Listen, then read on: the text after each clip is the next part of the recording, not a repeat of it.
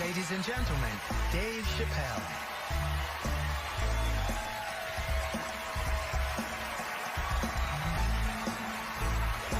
Thank you. Oh boy, I'm very nervous. No pressure. During the Civil Rights Movement, I can't read what's on the teleprompter.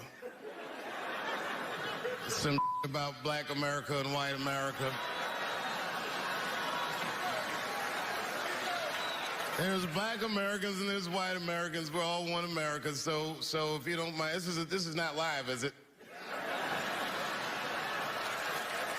I imagine whatever I say, you could just edit it out. Let's try it a few ways. Lou, are you in the booth? I am. All right, good. You know what, Lou? Let's just play around with it and see if we can get it right, get this clip package on, and then let me go home, all right? You got it. All right. Ready? All right, count me in. 5, 4, 3, 2, 1. Wu-Tang. I'm just with you, Lou. Let's do it again. We're going to do it again. We'll get it right. Here we go, Dave. 5, 4, 3, 2. You know, when I was a comedian starting out in Washington, D.C., right here in this city, 1988, I'll never forget this. It was a comedy club owner that banned profanity from his comedy club. He said it offended his audience, and this was a cause of major concern for all the comedians in the circuit. And we all called a meeting, and we had the owners come, and it was the club owners, and it was the comedians. It was the classic labor dispute. The club owners laid out their case. There cannot be profanity in these clubs because that offends people. And there's a comedian who's still a good friend of mine to this day. He lives right here in Washington, D.C. He stood up and he said, he's black, I should tell you, because it's important to the story. He says, I use profanity because I live a profane lifestyle. He says, I don't have an insect infestation in my house. I have roaches.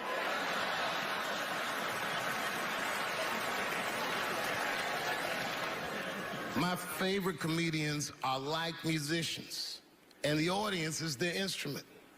And the music they make is your laughter. And that's the laughter that I scored my entire life to. So now, some of my favorite American comedic composers. Thank you. When I lose my job, I lose my man. Treat me like a dog. He called me a dog. Yes, he did. What did he call me? An old dog. Sometimes I wished I was a dog and he was a tree. When you stop and think, football's a fair sport for my people. Only sport in the world a Negro can chase a white man and 40,000 people stand up and cheer. See, in my neighborhood, the kids have a kind of a dubious reaction to that whole Santa Claus concept. They just don't believe that a white man will ride a reindeer through Harlem after midnight. In truth, white friend, it's you that all look alike. But look at the black people around you. We all different colors. Black walnut, burnt elk, almond, chocolate mocha, pecan, vanilla, yellow, mellow, light, bright, and damn near white. We come from the first people on the earth. You know, the first people on the earth were black people. We the first people had thought, right? We was the first one to say, Where the am I? And how do you get to Detroit? I think maybe like 30 years ago, there was a woman that wanted to sing, and a black lady that sang opera that wanted to sing. What was her name? Mary Anderson. And this place was like segregated, and they couldn't sing here. And here we are, like not even 50 years later, a 22-year-old black man on stage getting paid to hold his. God bless America. I gotta go now. Y'all take it easy. Bye-bye.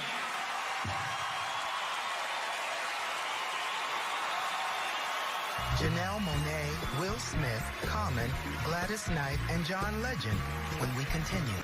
They finished reading this shit. You come in, your beeper going off. Your woman, hey, how you doing, Tweety? Is that a dog or what the fuck is? Oh. No, I didn't know it's dark out here. The fuck I know. I love you, Tweety. I thought you had a poodle or something. I didn't know the fuck what type of shit it is. I'm here to have a good goddamn time. You got white people here, black people, Asian. That's the way it's supposed to be. Mixed with peoples. Tired of racism, tired of black and white. That's all the fuck I hear. Black and white, black men, white men. The white man, the black man. If I was Chinese, I'd be mad at the motherfucker. They don't never say shit about us.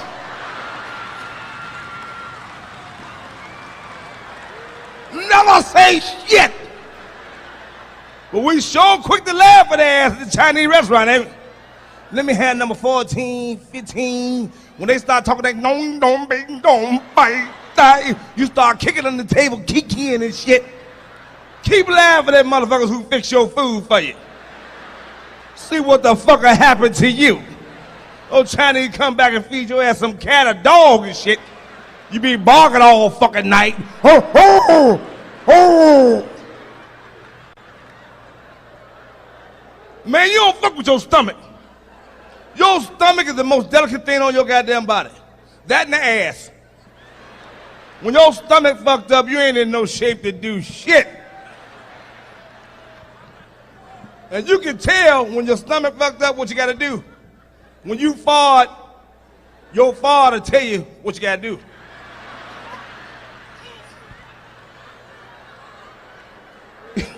If you get a fart to go, your stomach just hurt. That's all that is. That ain't nothing but some gas. If you get a fart to go, you got a shit. When you hear that, your ass is wet. Soggy to the motherfucker. Ain't nothing worse than a wet ass, let me tell you. I'll tell you like it is. See, men, we pass gas, you know. We can't do the shit in front of people, though. You're going to do that shit in front of your boys. Women can't pass no gas at all. Oh, women pass gas, you'll cuss their fucking ass out. Especially on the first date. Hey, baby, you having a good time?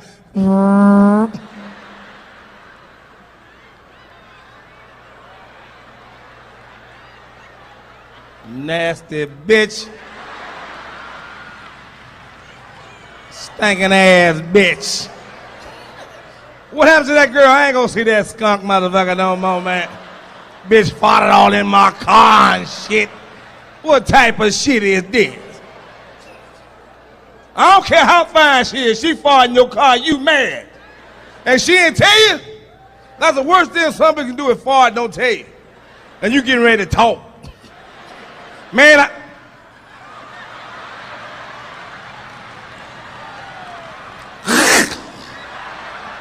stinking bastard!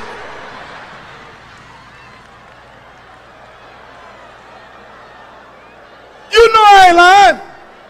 We all the same. I'm gonna tell like it is. Ain't no difference with nobody. Ain't no difference between black, white, tweet, marching doing that old bullshit. We the same fucking people. Everybody here gonna die. Whites do the same fucking shit we do. They just do the shit different. Whites pay their bills on fucking time. Black folks, we pay our bills when the fuck we get ready. You see the bills on the goddamn table. Black folks, we'll push that shit to the side. We don't pay no bills. We see some red writing inside that envelope. And every black person in here know what the fuck red mean. Red mean hurry up. Be quick, motherfucker, be fast. And we know black folks like to argue. No, we ain't paid no bills. The light cut off, but that still don't stop your ass from going down there to argue with that lady behind that counter. Bitch, what the fuck I'm gonna do now? Come from around that motherfucker. You know you ain't paid shit. Now you wanna make a payment plan agreement. Let me put $20 down there. What the fuck $20 gonna do? The bill $900. You lazy bastard. Look out for a motherfucker. Hey, congratulations on the new special and the DVD. I'm kind of wondering, What sets this apart from previous work? What sets it apart? Because I'm tearing apart every fucking thing. Yeah, you kind of start with it right at the beginning there, don't you? Yes, I do. Yes, I want to fuck Michelle Obama. Yes. It's my way of saying that's a pretty motherfucker. Well, that's what I wanted to ask you. I mean, of all the women out there, are you singling her out for attention because it's shocking, or I mean, do you really want to fuck Michelle Obama? Well, let's just put it like this: I wouldn't kick her out my bed. What is it? I mean, that is the first lady that is fuckable in a long time. Well, and I wanted to ask you about that. I mean, had there ever been a first lady before that, even before either of us was born, that you saw a picture of and went, yeah, I'd do her? Oh, Jacqueline Kennedy could have got it. That's about it? She could have got it. Yeah? Yeah, she could have got it. If it worked for Jack Kennedy, it'd work for you? Oh, yeah, shit. She was a fine motherfucker, shit. Now, do you think we're ever going to hear stories about Barack Obama the way we hear about Jack Kennedy? I mean, I don't know, because Barack he's Captain Safe. I mean, if you're gonna put any kind of superhero jacket on him, he's Captain Safe. So you don't. I don't know if the brothers ever said motherfucker. Well, you remember when Joe Biden said it to him early in his administration, he kind of turned green. He didn't seem to like it too much. Nah, and I don't know many black men that don't use the word motherfucker. I don't know many white men that don't use the word motherfucker. You understand me? So yeah, that's Captain Safe. Captain Safe. Well, so what do you think about Captain Safe's first 2 years in office? I think he's done one hell of a job finishing the Bush administration's plan. I'm still waiting on the change part. You haven't seen it yet? I ain't seen no change, you know what I mean? I seen some change go to Wall Street, you know what I'm saying? Mm-hmm. I seen some change go in the pocket of the Senate, but I ain't seen no change. What would you like to see him do? What would constitute change for Eddie Griffin? Well, if the motherfucker would just, this is some simple ass shit. What are we spending, like $750 billion bailing out rich motherfuckers on Wall Street? Mm-hmm. There's only about 250 million Americans. Send $1 million to each one of us. Now, if you take the $1 million, the only stipulation is you cannot quit your job. Now, that will fix the motherfucking economy quick, fast, and in a hurry. Because if a motherfucker got $1 million, they're going to buy a house. So the housing market has been fixed. You ain't got to bail out the motherfucking automotive company, because if I got $1 million, I'm buying a motherfucking car. You understand me? Maybelline's going to sell because the bitch want her face all fixed up. Clothing market's going to have a good time. The motherfuckers going to buy clothes. Everybody's making motherfucking money. Get the money to the people. We will do what we do. Spend it. So if I want to vote for Eddie Griffin in 2012, what else are you going to run on? I like that idea. For the low price of $250 million, not $750 billion. So, if the brother could do that and then bring our troops home from everywhere and let everybody handle their own shit. And then put the motherfucking country back to work. That way crime will go down because a motherfucker got a job. He ain't got to rob a motherfucker to eat. Because our infrastructure is falling to shit. Now, if you put the whole country to work rebuilding the motherfucking infrastructure, updating the country, like anybody that owns a house, every 4 or 5 years, you're going to update your crib. I had a real weird experience last time I came down here. I was in Nashville, right? Sort of an awkward social situation, right? I'm sitting at this bar. There's this white dude sitting like 2 stools away. I don't know him. He doesn't know me. And that Terrell Owens story was in like sports news. So I try to make conversation. I'm like, man, look at this guy. This guy just signed a $40 million contract. He's already bitching, man. How much money do you need to make? And the dude looks at me. He's like, you know what I say? And then he looked over his shoulder, which I now know is the telltale sign that the N-word is coming, and it's coming hard. Oh, yeah, it's not going to be pronounced with the A. It's going to be with the R. And he hit the R. He, stuck the landing. There was, a dismount. Klan members high-fiving in the background, doing the wave. Just out of nowhere. So now, immediately, I'm looking over my shoulder like, what the hell are you doing? You know what I mean? I'm waiting for like this hail of black fists to come raining down on top of me. I hate when people do stuff like that. That dude made me part of like a potential ass kicking that I had nothing to do with. You don't do shit like that. He just had that word, hot potato, just threw it in my lap. Like, trying to pass it down to the next white dude. I hate when people do that, man. You know, it's like, dude, feel me out first. Ask some questions. Do you like to fish? Have you ever fucked your sister, right? I start rattling off answers, then you go old school. You give me a pamphlet, you tell me about your militia. Don't just dive into it. That dude was one of the angriest people I ever met. I should have known that word was coming, because he was just watching Terrell, right? Anytime I would bring up, look at man, that guy's talking trash, he would just like flip out. He won't shut up! You know those people get like so mad they're not even looking at you? Their eyes are up. You just shut up and play the game!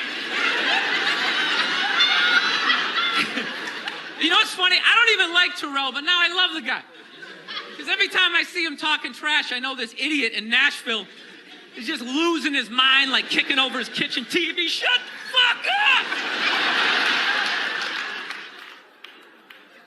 Actually, I got a couple friends of African persuasion. And I gotta get rid of them, man. I gotta admit to you. I'm finding I'm spending too much money on clothes hanging out with them. Because I gotta, like, fucking try to keep up with their wardrobe. It's like every time they go out, they got all brand new shit on. All brand new shit. So when I show up with my white version of brand new, which is, you know, I ironed the shit, right? I ironed it, right? It's new. They just start trashing me. I can't keep up with them, man. They got, like, fucking 58 pairs of sneakers. What is up, everybody? Welcome back to the channel. And if you're new here, welcome to what might be the most important reaction video you watch today. I am so hyped right now because the video I have queued up is titled Dave Chappelle Dropping Some All-in-One Pure Gems. And just from that title, I already know we're about to go on a journey. All-in-one means Dave's not just focusing on one topic. He's going broad. He's going deep. He's covering multiple subjects, and if each one is a gem, then we're about to get a whole treasure chest of wisdom. This is going to be one of those videos where I'm going to need to pause frequently, where I'm going to need to reflect, where I'm going to need to write things down, because there's going to be too much gold to just let it wash over me. Let me set the scene for y'all. I've got my coffee, I've got my water, I've got my notebook with multiple pens, because I have a feeling I'm going to be writing a lot. I've cleared the next 2 hours because there's no way this reaction is going to be short. When Dave Chappelle is dropping multiple gems, you need time to process each one properly. My phone is on Do Not Disturb. My door is locked. I am ready. Let's get into this. Okay, from the jump, I can tell this is from one of Dave's more recent performances. The production quality is crisp. The audience is packed, and Dave walks out to thunderous applause. But what I love about Dave is he doesn't rush. He lets the energy settle. He takes a sip of water. He looks around. He's setting the stage. And then he starts, and the first gem is about success and failure. And oh man, this is already hitting. Dave's talking about how American culture treats success and failure as opposites, as binary outcomes. You're either winning or losing. You're either successful or a failure. There's no in between. But Dave's saying that's not how life actually works. He's saying success and failure are often the same thing, just viewed from different angles or different points in time. Something that seems like failure today might be the foundation for success tomorrow.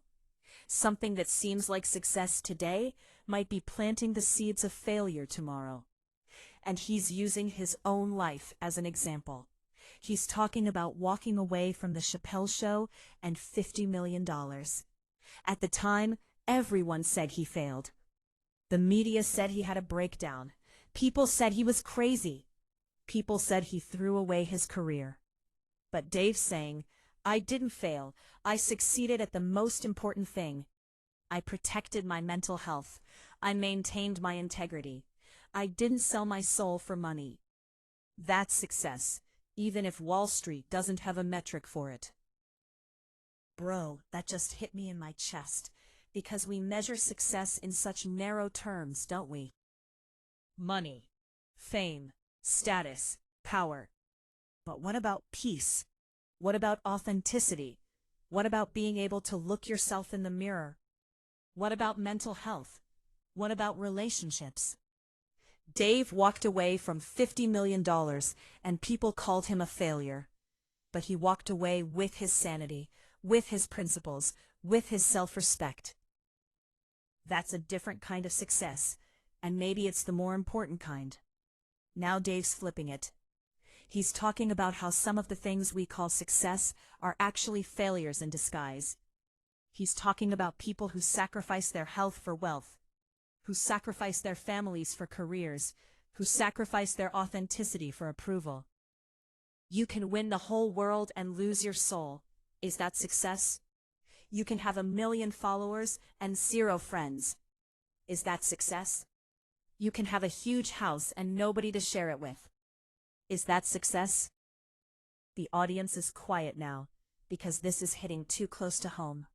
In our social media obsessed culture, we're all chasing external markers of success, while often neglecting the internal ones. Man, this is making me think about my own life. What am I chasing? What does success mean to me, not to society, not to Instagram, not to my parents or my peers, but to me? Have I been so focused on looking successful that I've forgotten to be successful in the ways that actually matter?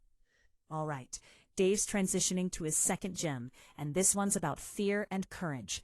And he's starting with a question. What are you afraid of? He's saying most people never honestly answer that question. We avoid it. We distract ourselves from it. We pretend we're not afraid of anything because we think fear is weakness. But Dave's saying fear isn't weakness, it's information. Your fears tell you where you feel vulnerable. They tell you what you value. They tell you where you need to grow. And then he drops this line. Courage isn't the absence of fear. Courage is being scared as hell and doing it anyway. Yes, because we have this misconception that brave people don't feel fear. We think heroes are fearless, but that's not true. The firefighter running into the burning building is terrified. The activist speaking truth to power is scared. The artist sharing vulnerable work is afraid of rejection. The difference is they don't let the fear stop them. They feel it fully and move forward anyway. Dave's talking about his own fears. Fear of failure, fear of irrelevance, fear of disappointing people, fear of being misunderstood. He's saying, I feel all of that. Every time I go on stage, there's fear. Every time I release a special, there's fear. But I don't let it run my life. What would I do if I wasn't afraid? That's the question Dave's implicitly asking. What dreams am I not pursuing because I'm scared?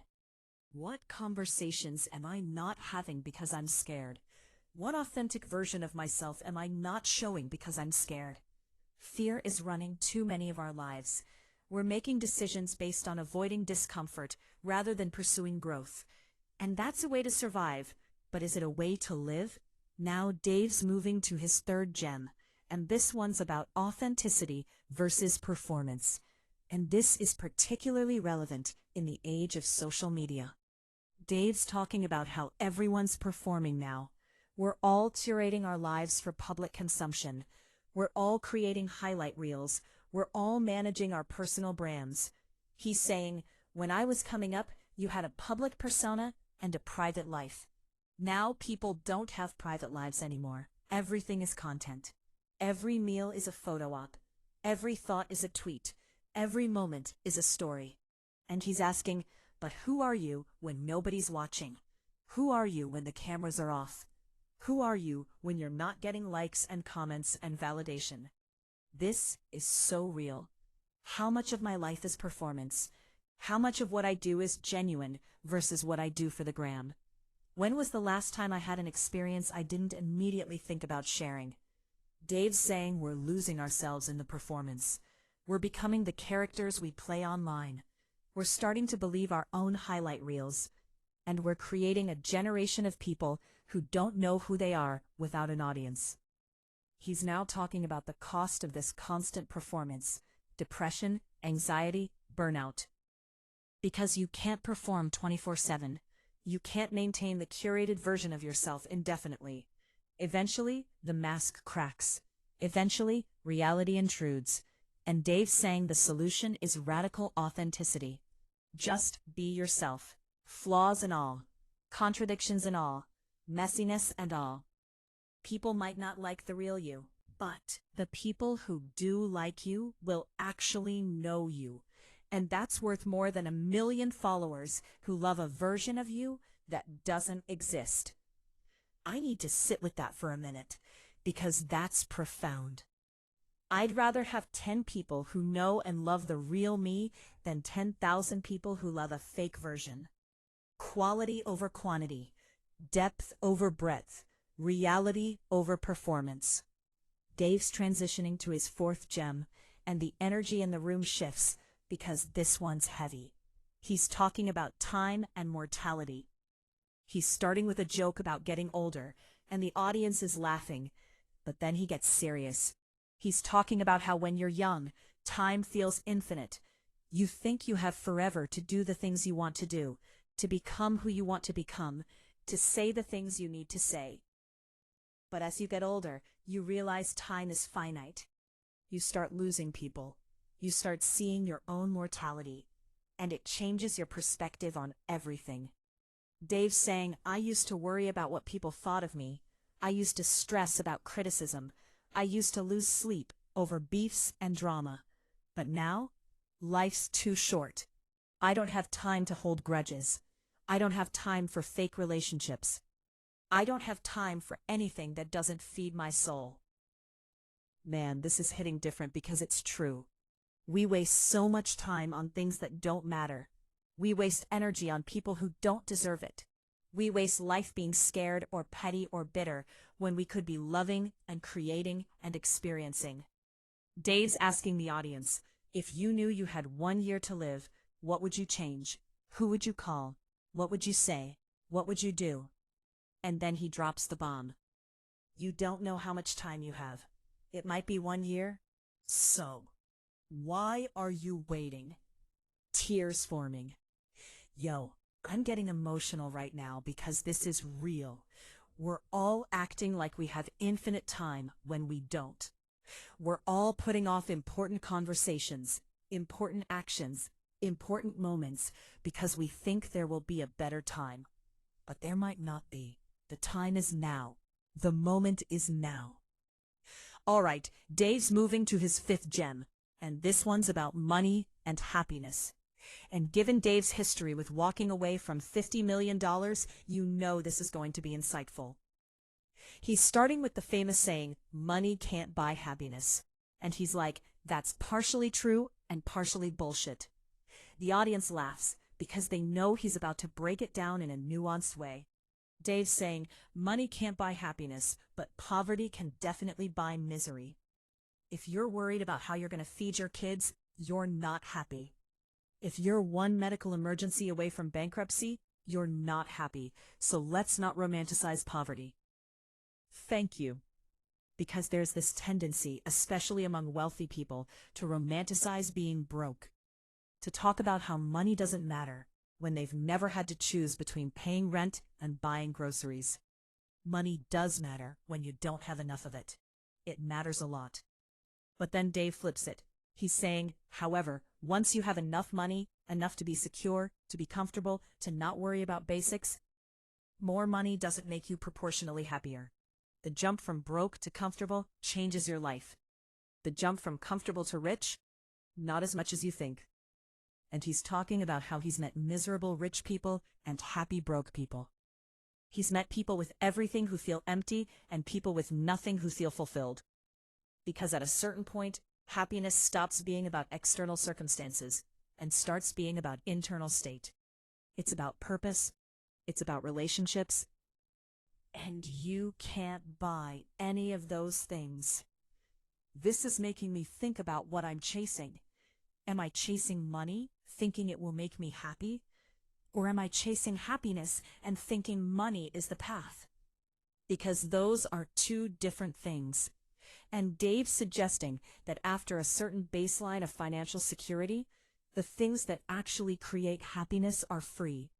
Connection, purpose, growth, love, contribution. Dave's now on his 6th gem, and this one's about ego and humility. And he's starting with a story about his own ego. He's talking about how success can inflate your ego.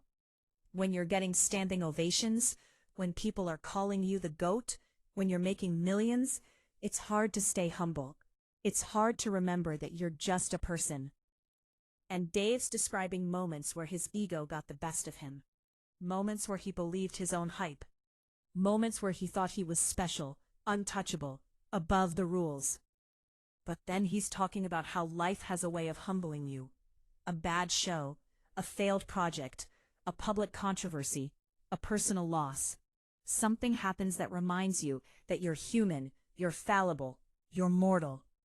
And Dave's saying those humbling moments are gifts. They're painful, but they're necessary. They keep you grounded. They keep you connected to reality. They prevent you from becoming the worst version of yourself. Ego tells you you're the center of the universe. Humility reminds you you're a tiny part of something much bigger. And the paradox is, humility actually makes you more powerful because you're not wasting energy defending a false sense of self. That's beautiful. Because ego is exhausting, isn't it? Constantly needing to be right. Constantly needing to be the best. Constantly needing validation. It's like running a marathon every day just to maintain your self-image.